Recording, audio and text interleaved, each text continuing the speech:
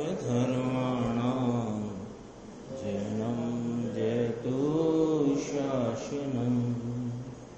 मैं नमो तीर्थनायक को, नमो ओंकारवाणी को, नमो उन कुंद प्रभु को जिन्होंने ओंकार धारण की। अहो उपकार जिनवर का, कुंद का दिव्य वाणी का, जिन कुंद ध्वनि दाता उन कहान स्वामी का। नमियून जिणम वीरम अनंत वर्णान दंसन सहावम, भोक्ष्यामिनियम सारम केवली शुद्ध केवली भणिदम।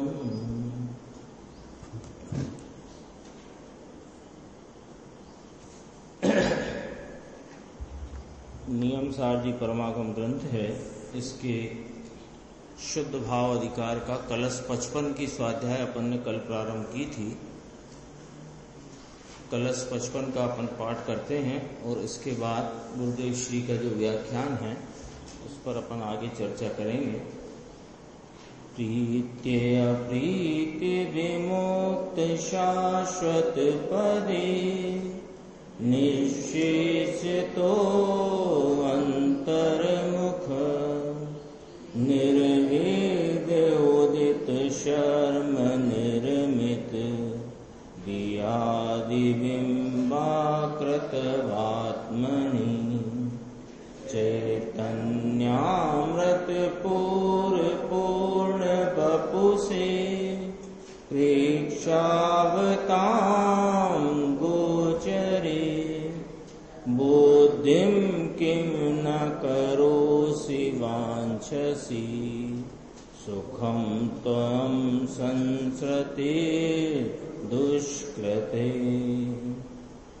कलश में कहा है कि जो प्रीति अप्रीति रहित शाश्वत पद है, पेज नंबर है 61 पेज है, कि जो प्रीति अप्रीति रहित शाश्वत पद है, जो निशेष पने अंतर्मुख है और निर्भेद पने प्रकाशमान, ऐसे सुख का बना हुआ है। इतने बोल आ गए। प्रीति अप्रीति माने राग द्वेष रूप भाव से रहित अत्यंत वीतरागी शाश्वत पद है। कौन? यह ज्ञायक भाव, यह भूतार्थ वस्तु, यह भूतार्थ वस्तु, यह दृष्टि का विषय, यह कारण तत्व, यह कारण परमात्मा, रागादि भाव राग देश दोनों से रहित शाश्वत पद है और निशेष पने अंतर्मुख है।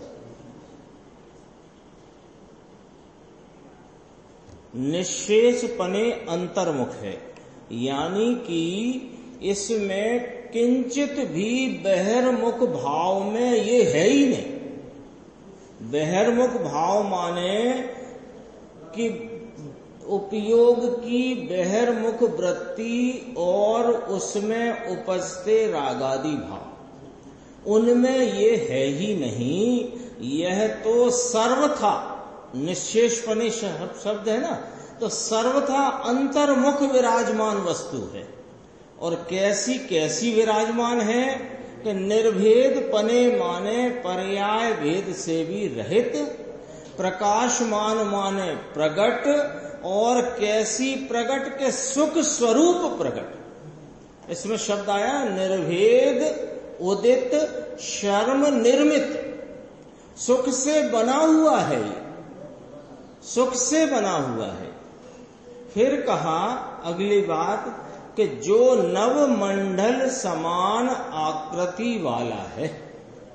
नवमंडल माने आकाश द्रव्य, ये आकाश नहीं, आकाश द्रव्य, अनादि अनंत अमूर्त सर्वव्यापी एक आकाश द्रव्य ऐसा है। उसकी उपमा दी।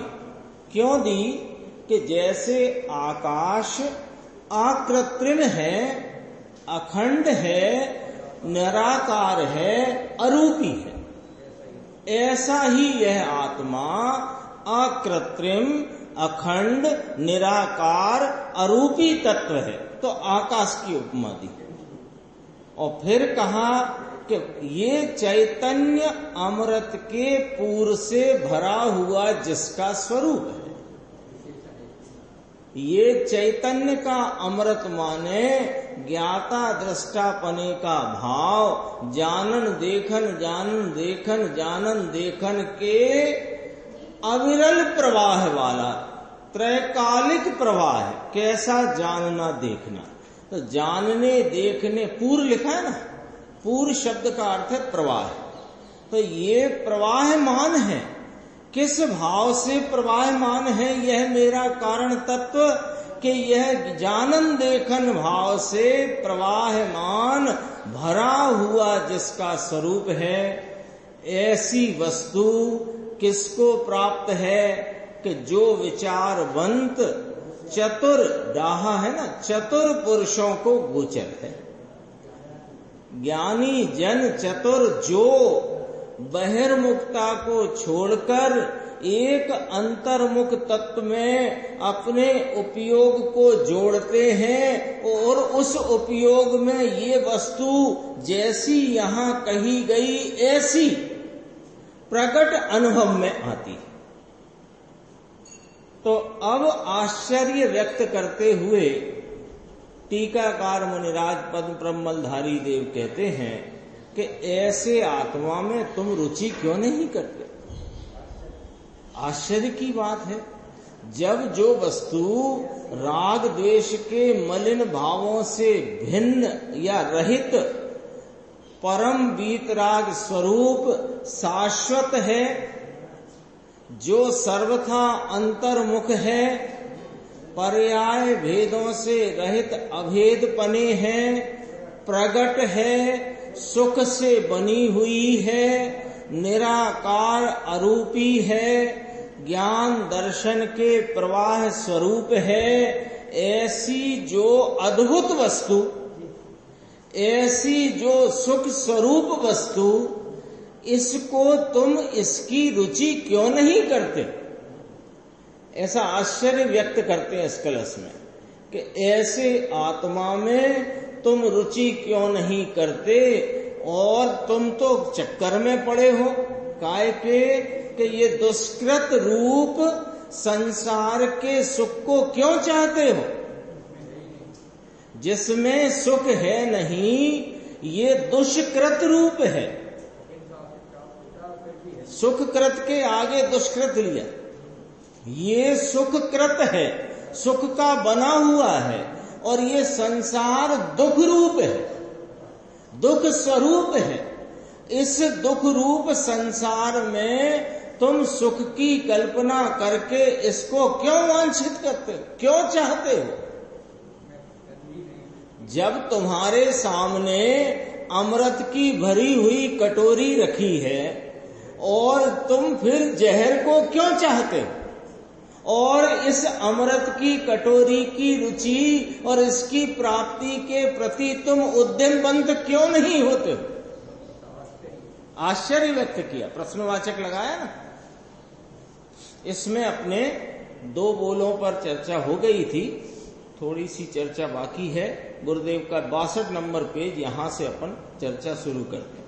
तो कलश थोड़ा ख्याल में आए, इसलिए अपन ने ये चर्चा इतनी प्रारंभ की थी। देखो यहां तो कहते हैं, मिल गया ना, 62 नंबर पेज है, नीचे से दूसरा तीसरा पैराग्राफ है। यहां तो कहते हैं कि प्रगट प्रकाशमान निर्भेद उदित यह आत्मा, यह समय सार स्वरूप भूतार्थ सत प्रभु ज्ञायक भगवान कारण परमात्मा कारण जीव कारण शुद्ध पर्याय स्वरूप अपना निज आत्मा आलम्बन भूत प्रतीति का विषय स्वरूप यह जो आत्मा है, इसकी बात करते हैं संजय भाई। किसकी बात करते हैं? 4 शब्दों में, प्रगट, प्रकाशमान, निर्भेद, उदित। प्रगट है, ये सदा काल प्रगट है और कैसा बुझा बुझाया नहीं, अपने अनंत गुण स्वभाव से प्रकाशमान है। पर्यायों की हीनादिकता, पूर्णता अपूर्णता के भेदों से निर्भेद अभेद है, उदित है। तो देखो कहा अभेद रूप से प्रकाशमान है, प्रगट प्रकाशमान है। यह चैतन्य सूर्य और शीतलता से भरा हुआ जैसे चंद्र शीतल है, ऐसा अनंत अनंत चंद्र की शीतलता से विपरीत ये शीतलता है। क्या कहते हैं? उपमा देते हैं और विपरीत कहते हैं। उपमा देते हैं और विपरीत कहते हैं। क्या शैली है ज्ञानियों की। देखो क्या कहते हैं। पहले तो कहा चैतन्य सूर्य, तो ज्ञान दर्शन प्रगट प्रकाशमान भाव को सूर्य से उपमा दी और इसकी वीतरागता और शांति की उपमा, शीतलता की उपमा चंद्रमा से दी। दोनों ही प्रकाशवंत हैं। सूर्य भी उपमा है ना, उपमा। तो जैसे सूर्य भी प्रकाश स्वरूप है, चंद्रमा भी प्रकाश स्वरूप है। सूर्य का प्रकाश तेज रूप है, ऐसे यह इसका चैतन्य भाव, इसका ज्ञान दर्शन पना, इसका जानना देखना, यह सूर्य के समान प्रकाशमान है सदा।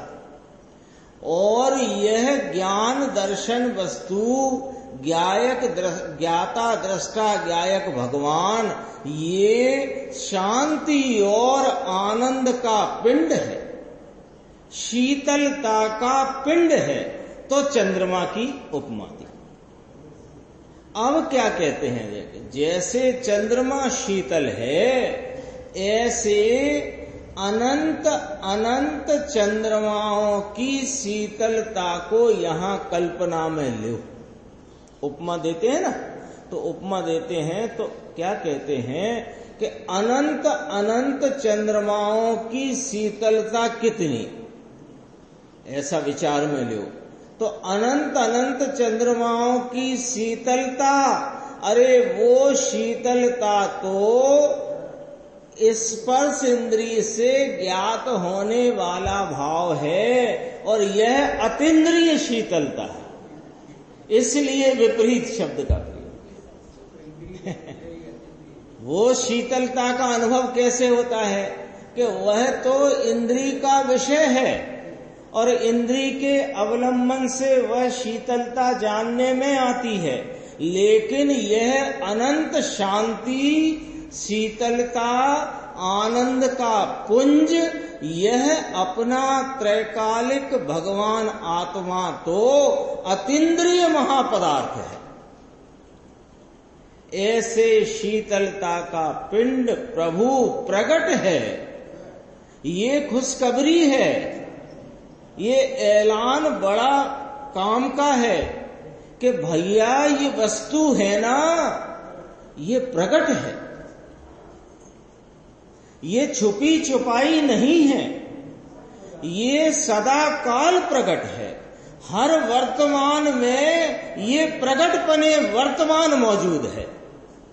ये चर्चा चल गई है खूब अपनी 38 नंबर गाथा के संदर्भ में ये चर्चा, और 54वें कलश में भी ये चर्चा बहुत चली। 54 नंबर के कलश में तब गुरुदेव ने कहा था, अपन ने यही अपनी स्वाध्याय शुक्रवार को हुई, तब ये बात आई थी कि दोनों ही वर्तमान, पर्याय भी वर्तमान, द्रव्य भी वर्तमान, लेकिन पर्याय वर्तमान कैसी कि नाशवान, और ये वर्तमान कैसा कि अविनाशी।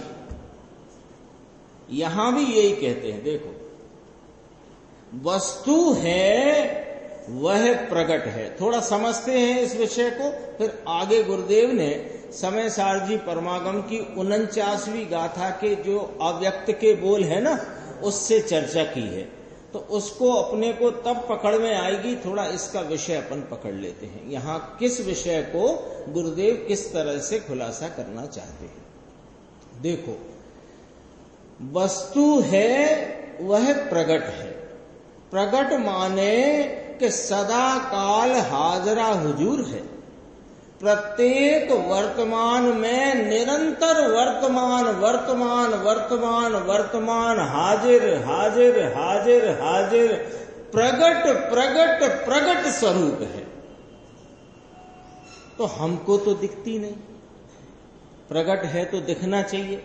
और अनादि से हमको वह ऐसी अद्भुत चैतन्य के पूर से भरपूर और जो अभेद वस्तु सुख से निर्मित हमको तो दिखी नहीं।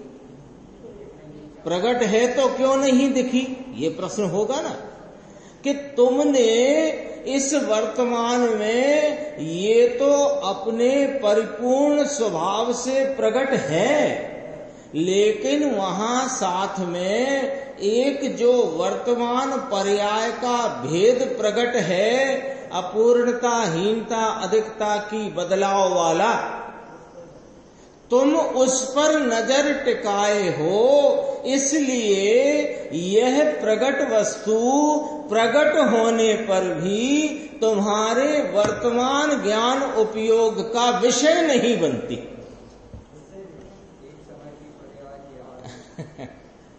भाई साहब ने कहा ना, जैसे एक बड़ा पहाड़ विराजमान कब से है कि अनादि काल माने बहुत काल से, लंबे काल से, है ना।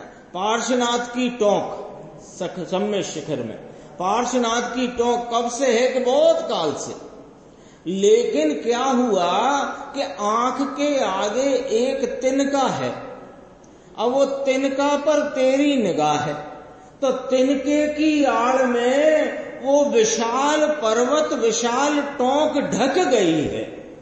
तो ढक गई है तेरी निगाह में, क्या वह प्रकट नहीं है?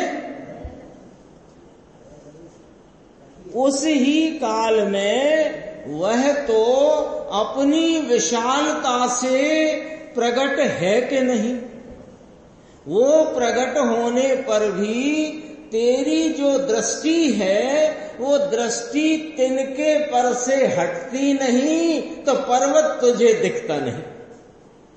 ऐसे अनादि अज्ञानी इस जीव को अनादि से यह हाजरा हुजूर अपना सुख सरोवर रूप विशाल ज्ञाता दृष्टा भाव प्रगट मौजूद है, किंतु इसकी नजर एक समय की वर्तती हुई हीनादिकता वाली, बदलाव वाली जो नाशवान पर्याय है, उस पर तेरी दृष्टि होने से वो तेरी दृष्टि में पर्याय तो आई व्यक्त पने, और यह व्यक्त प्रभु तुझे अव्यक्त रह गया। ये अव्यक्त के बोल आएंगे।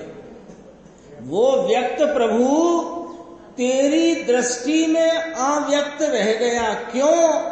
कि तेरी नजर एक समय की व्यक्त पर्याय पर लगी है, टिकी है, यानी तेरी दृष्टि का विषय तूने उस एक समय की पर्याय को बनाया, तो उसकी आड़ में यह महाव्यक्त प्रभु अव्यक्त रह गए। कितनी गंभीर गंभीर बातें हैं। प्रतिबद्ध देखो, ऐसी शीतलता का पिंड प्रभु प्रकट है। अभी तो ये जो आधी लाइन है ना, 1 2 3 4 5 अक्षर, 5 शब्द, 5 शब्द में ऐलान कर दिया है, आपका ऐलान हो गया। जाओ मिठाई बट रही है, कह के निकल गया कहने वाला। अब आपको क्या करना? अब वे तो चले ही गए साहब। अरे वो कह गए ना कि जाओ मिठाई बट रही है, तो फिर क्या करो कि जाओ।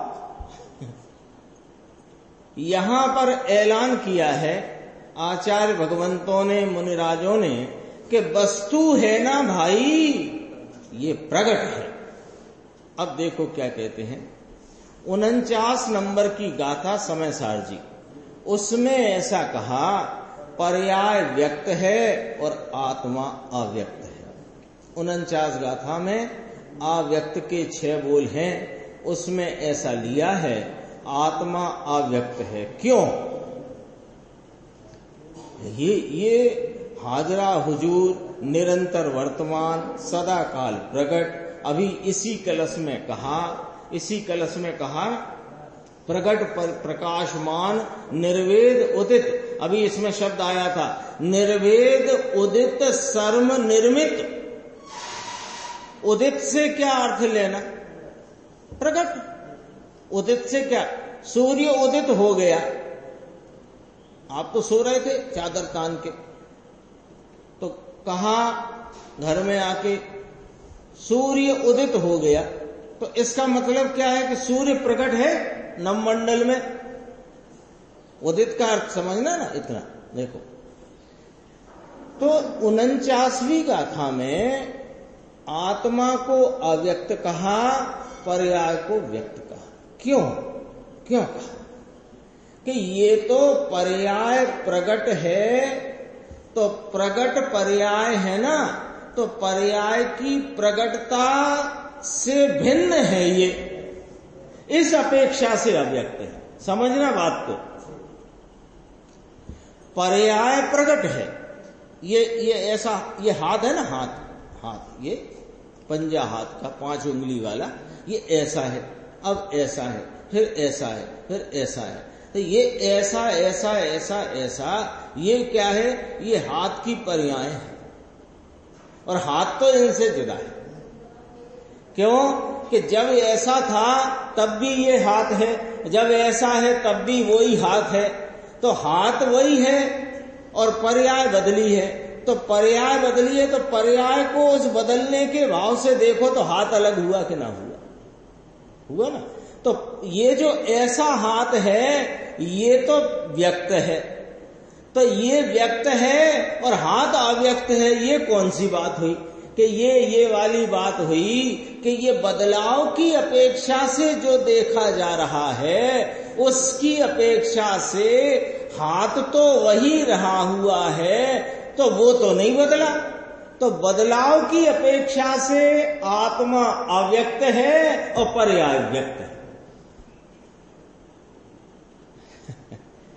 एक एक ग्रंथ में, एक एक अधिकार में, एक एक गाथा में कहां क्या भाव आचार्य परमात्मा कहना चाहते हैं वो समझना पड़ेगा। तो अलग अलग क्यों कहते हो? कभी कुछ कहते हो, कभी कुछ कहते हो, कि अलग अलग हम कुछ नहीं कहते हैं। तुमने अलग अलग रीति से अनेकों कल्पनाएं की हैं। उन कल्पनाओं को मिटाने के लिए अनेक प्रकार से एक रूप रहने वाली वस्तु का कथन करते हैं। वस्तु तो एक ही रूप रही है सदा का, लेकिन तुमने तुम्हारी मिथ्या कल्पनाओं में अनेक प्रकार से उसके स्वरूप को जाना माना है। उसे मिटाने के लिए, वो अनेक प्रकार की कल्पनाओं का निषेध करने के लिए एक रूप रहने वाली वस्तु का अनेक प्रकार कथन किया जाता है। देखो,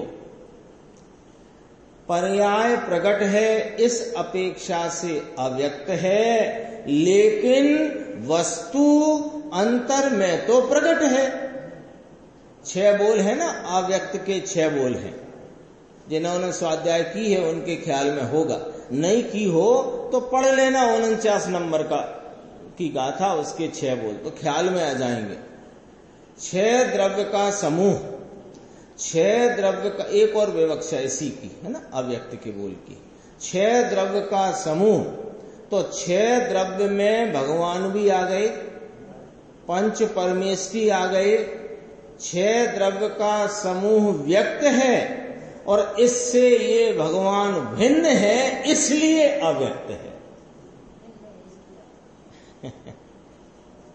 इसको धर्मदास जी क्षुल्लक ने 7वां द्रव्य कहा। 6 द्रव्यों के समुदाय स्वरूप ये विश्व है। तो विश्व में कितने जाति अपेक्षा कितने द्रव्य हैं कि 6 द्रव्य हैं। तो 6 के 7 कैसे कर दिए कि जो जाति अपेक्षा 6 द्रव्य पर रीति से जानने में आते हैं वे अन्य हैं और मैं उनसे अन्य हूं, इसलिए मैं 7वां और मैं जानने वाला हूं, वे जानने में आने वाले हैं। ऐसा कहा धर्मदास जी क्षुल्लक ने, है ना।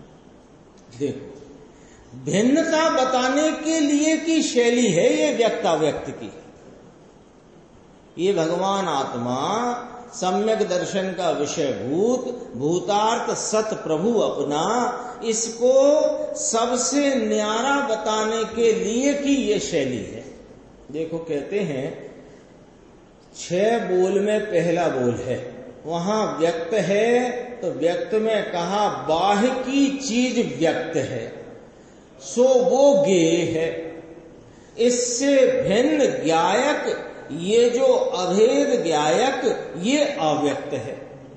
लेकिन अव्यक्त कहा सो तो पर्याय की प्रगटता की अपेक्षा से कहा है। समझना बस, ये आखिरी की लाइन नीचे वाली, इस पृष्ठ की आखिरी लाइन क्या कहते हैं? ये अव्यक्त अपना भूतार्थ सत प्रभु भगवान ये पर्याय की प्रगटता की अपेक्षा से अव्यक्त कहा।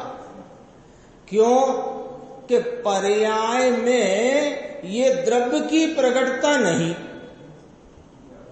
इस अपेक्षा से अव्यक्त कहा है। पहले ये समझ लो, ये समझ लो बात को। अपन विचार करते हैं, स्वाध्याय चलती है तो विचार करके चलेंगे अपन। पर्याय की प्रगटता उसको व्यक्त कहा और यह भूतार्थ अपना सत प्रभु साहिब ज्ञायक भगवान इसको अव्यक्त कहा। क्यों कहा कि पर्याय व्यक्त है और ये पर्याय से भिन्न है। तो भिन्न कैसा है कि सुनो अभी आधी लाइन, कि ये जो प्रकट होती एक एक समय वाली पर्याय है ना, जो व्यक्त है, उस व्यक्त पर्याय में द्रव्य की प्रकटता नहीं है। ये क्या कहते हो साहब? द्रव्य तो पर्याय में ही प्रकट है ना, कि हाँ बात तो सही है, लेकिन उसमें बात को समझना है। यहां किस द्रव्य की बात चलती है कि यहां वह वर्तमान में विद्यमान लेकिन सदैव अस्खलित एक रूप सदृश रहने वाला ध्रुव ज्ञायक भाव, वो द्रव्य। तो वो ध्रुव ज्ञायक भाव सदृश रहने वाला सदृश पर्याय में कैसे प्रकट होएगा? पकड़ना बात को। देखो, वर्तमान में दोनों प्रकट हैं, बिल्कुल बारीक बात है, एकदम पकड़ में आएगी ऐसी बात है।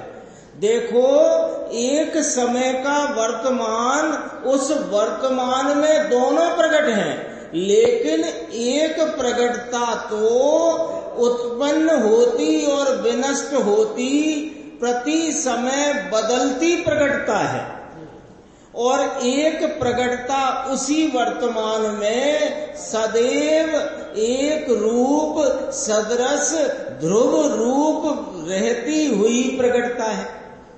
एक ही वर्तमान में 2 प्रकार की प्रकटता है। वो समय अपेक्षा, यहां देखो समय तो चलता जाता है, हम बोलेंगे आप सुनोगे, आप विचार में लोगे, समय बहुत निकल जाएगा। लेकिन ज्ञान में थोड़ा विचार में ऐसा रोक करके देखो यशवंत भाई कि एक समय मान लो कि रुका पड़ा है, समय तो निकलता जाता है। अपन यहां विचार में लो कि हम तो बस वर्तमान को देख रहे हैं और वो वर्तमान हमारे ख्याल में विचार में उसको हमने रोका हुआ है वर्तमान को। अब ये एक वर्तमान में दो भाव प्रकट है, एक बदलता हुआ भाव प्रकट है, एक नहीं बदलता भाव प्रकट है। दोनों एक साथ वर्तमान में प्रकट है। ठीक है, तो जो बदलता भाव प्रकट है उसे व्यक्त कहा, पर्याय कहा। क्यों कि वह व्यक्त भाव अगले क्षण बदल जाता है और यह एक रूप सदृश भाव ये उस बदलते भाव से भिन्न है। तो बदलते को व्यक्त कहा तो इसे अव्यक्त कहा, एक बात। दूसरी बात कि ये जो बदलता भाव है क्या यही ध्रुव भाव है?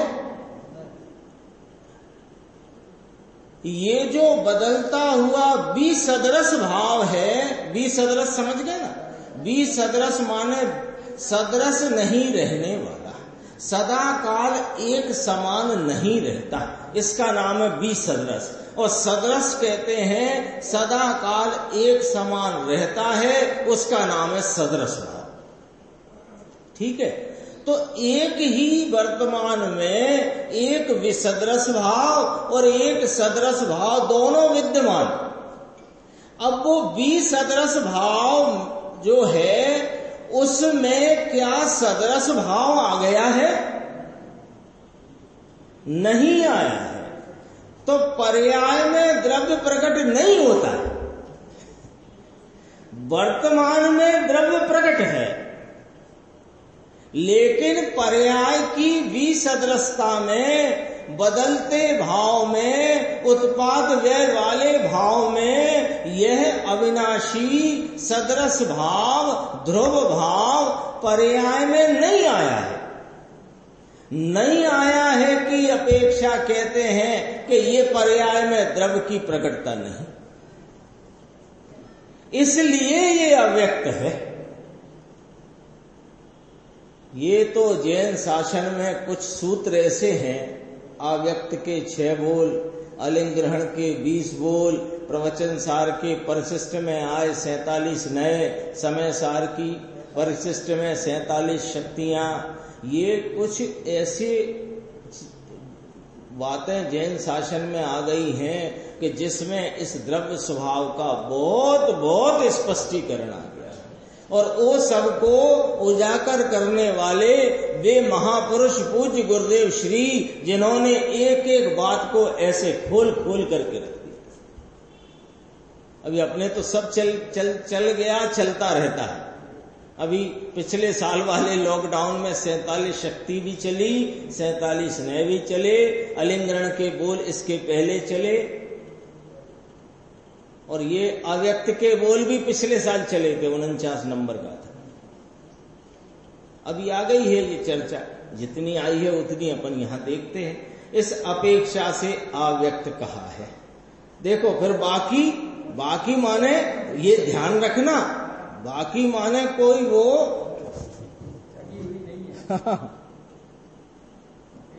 ढकी है और हम वैसे ही झूठ मूठ की कह रहे हैं, ऐसा बाकी नहीं। ऐसा नहीं आप हैं तो बहुत अच्छे, बाकी अब क्या कहें, ऐसे वाले नहीं ऐसा वाला नहीं। बाकी माने वास्तव में वस्तु तो विद्यमान प्रकट है। कैसी प्रकट है सुगनचंद जी भाई साहब? निर्वेद है, उदित है। निर्वेद नाम अभेद प्रकाशमान चैतन्य सूर्य प्रभु विराजमान है। तेरी नजर पर्याय में माने नजर तो पर्याय में कार्य करती है ना, नजर कहाँ कार्य करे? नजर द्रव्य में द्रव्य थोड़ी नजर रूप कार्य करता है, पर्याय नजर का कार्य करता है। तो तेरी नजर पर्याय में ये तरफ नहीं ढली। किस तरफ नहीं ढली? कि वर्तमान में विद्यमान हाजरा हुजूर अपना ज्ञायक तत्व कारण परमात्मा भूतार्थ सत साहिब जो प्रत्येक वर्तमान में द्रव्य स्वभाव ध्रुव स्वभाव से मौजूद है, वहां न ढली। फिर कहां गई तेरी नजर? तो सुन लो तुम्हारी और हमारी भूल क्या रही। बाकी क्रिया कांड व्रत और दिगंबर का मुनि पना अनंत बार लिया। किसने? किसने?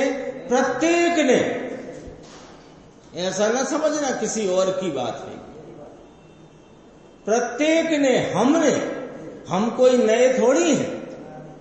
अनादि से अनंत काल में 4 गति 84 लाख योनियों में प्रत्येक योनि में अनंत अनंत बार जन्मे हैं।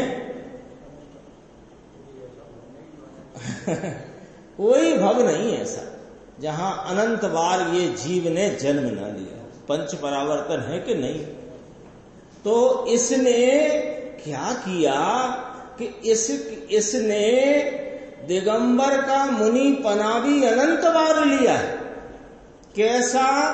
कि जिनोक्त, जिन शासन में कहा हुआ जो व्यवहार क्रिया भाव है उसका इसने बहिर्मुख वृत्ति से स्वरूप के भान बिना निरतिचार पालन किया। और 9वें ग्रह विज्ञा, 9वें ग्रह गया, 9वें ग्रह गया, 9वें ग्रह गया, ये ऐसी बार बार क्यों कहते हो?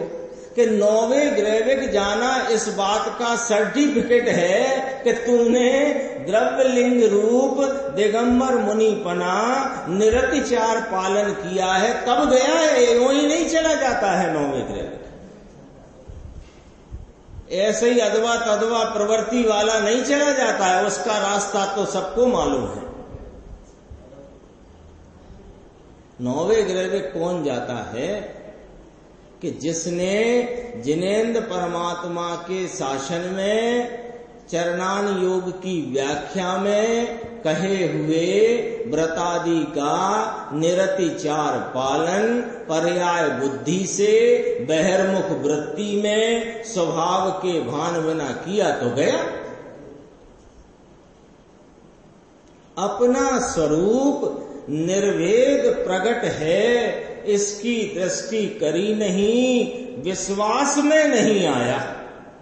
इसको विश्वास ही नहीं आता कि सुख का मैं सागर हूं, मैं सुख स्वरूप हूं। ऐसा विश्वास आया नहीं, रुचि में लिया नहीं। इस कारण से इसका 4 गति में भ्रमण हो रहा है। बाह्य की सामग्री छोड़ दी है और दिगंबर नग्न मुनि हुआ, लेकिन मैं बाहर का छोड़ता हूं और अंतर का राग ग्रहण करता हूं। ये क्या है? देखो, ये बहिर्बुद्धि का नमूना या बहिर्बुद्धि का ये प्रदर्शन या चित्र है। चित्र बहिर्बुद्धि वाले का चित्र देखो क्या है। मैं ये बाहर का छोड़ता हूं, वस्त्र स्त्री पुत्र जमीन जायदाद मकान, इसको छोड़ता हूं और महाव्रत को ग्रहण करता हूं, राग को ग्रहण करता हूं। अरे प्रभु, ये ग्रहण त्याग आत्मा में है ही नहीं।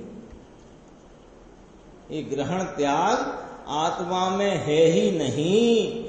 अमुक सामग्री छोड़ूं और अमुक सामग्री नग्नपना आदि ग्रहण करूं, ये आत्मा में है ही नहीं। पर के त्याग ग्रहण से आत्मा शून्य है। 47 शक्ति का जो प्रकरण है उसमें त्याग उपादान शून्यत्व शक्ति की बात है। शरीर से कर्म से त्याग और कर्म का और शरीर का ग्रहण, इससे भगवान रहित है। कब रहित है? त्रिकाल रहित है। शरीर और कर्म से, त्रिकाल ग्रहण त्याग से रहित है। अभी इस समय भी ये पर वस्तुओं के ग्रहण और त्याग से रहित है। अरे यह भगवान आत्मा राग के ग्रहण और त्याग से भी रहित है। ऐसा इसका स्वभाव है। अरे लेकिन तेरी दृष्टि पर ऊपर है, जानने वाले को जाना नहीं, देखने वाले को देखा नहीं, और पर को जानने में और देखने में रुक गया, ये मिथ्या दृष्टि है। ऐसी बात है। जानने वाला अंदर, ये कहा देखो, निर्भेद पने प्रकाशमान ऐसे सुख का बना हुआ है। इसमें देखो थोड़ा बहुत अच्छी चर्चा है। ये सुख का बना हुआ है। आत्मा अतीन्द्रिय आनंद से बना हुआ है। बना है अर्थात बना माने की है। बना हुआ है माने बनाया गया है, ये नहीं, बना हुआ है। तो ये बना बना शब्द क्यों डाला? अरे उसमय है वो। ये जो आपके हाथ में लड्डू है ना, ये लड्डू शक्कर केसर घी से बना हुआ है, तो वो तो बनाया हुआ है। लेकिन जैसे शक्कर ये मिठास से बनी हुई है, ये उसके स्वभावमय है। ऐसा है, डाला गया, बनाया गया, कृत्रिम नहीं। आत्मा अतीन्द्रिय आनंद से बना है। बना माने है, संस्कृत में निर्मित शब्द है ना, निर्भेद उदित शर्म निर्मित। शर्म यानी सुख।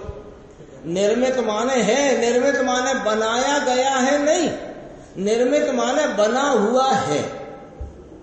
अनादि अनंत सुख का बना हुआ है। अतीन्द्रिय आनंद से बना भगवान आत्मा है, बना हुआ है। इसका अर्थ क्या? अतीन्द्रिय सुख स्वरूपी ही है।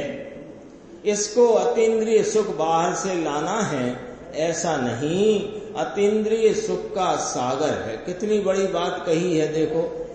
तेरे को सुख का एक कण भी अपनी पर्याय में वेदन करना चाहो तो बाहर से लाने की जरूरत नहीं है। तुम स्वयं सुख के निधान हो। ऐसे सुख का बना हुआ है। भाषा निर्मित है ना, सुख से निर्मित है, आनंद से निर्मित है। प्रभु आत्मा अंदर आनंद अतीन्द्रिय से निर्मित है, अर्थात अतीन्द्रिय आनंद का बना हुआ है। दो प्रश्न है, ये पढ़ के पूरा कर देते हैं। तो उसका प्रश्न है कि पर्याय में आना चाहिए साहब यदि बना है तो। यदि आप कह रहे हो ये अतीन्द्रिय सुख से बना हुआ है, अतीन्द्रिय सुख स्वरूप है, अतीन्द्रिय सुखमय है, तो पर्याय में आना चाहिए। तो गुरुदेव का जवाब, यह पर्याय फर्याय की बात नहीं चलती है भाई साहब, ये शुद्ध भाव अधिकार है। यहाँ तो दृष्टि का विषय, ज्ञान का ज्ञेय, ध्यान का ध्येय स्वरूप जो शुद्ध भाव अपना भूतार्थ सत साहेब है, उसकी बात चलती है। ये तो त्रिकाली चीज है। तो फिर उसने पूछा पर्याय में आना चाहिए। अरे पर्याय में पर्याय की बात नहीं है। यहाँ पर जो पर्याय दृष्टि करता है इसमें ये है ही नहीं। जो पर्याय दृष्टि करे इसमें ये अतीन्द्रिय सुख की पर्याय ही नहीं। सुख का बना हुआ है यानी पर्याय में सुख आ गया है, ये वाली बात नहीं है। ये सुखमय है, ये वाली बात है। फिर कहा इसका बना हुआ है, कि इसका बना हुआ है का अर्थ है कि सुख स्वरूप ही है। ये तो तीन लोक में 6 द्रव्य की रचना है ऐसा कहने में आता है। त्रिलोक 6 द्रव्य से रचा हुआ है ऐसा पंचास्तिकाय में आता है। ये वाला बोल हो गया। अब नवमंडल समानाकृति वाला बोल अपन अगली स्वाध्याय में लेंगे। दोपहर को भी अपना जो गोष्ठी है यहीं चलेगी जैसे चलती।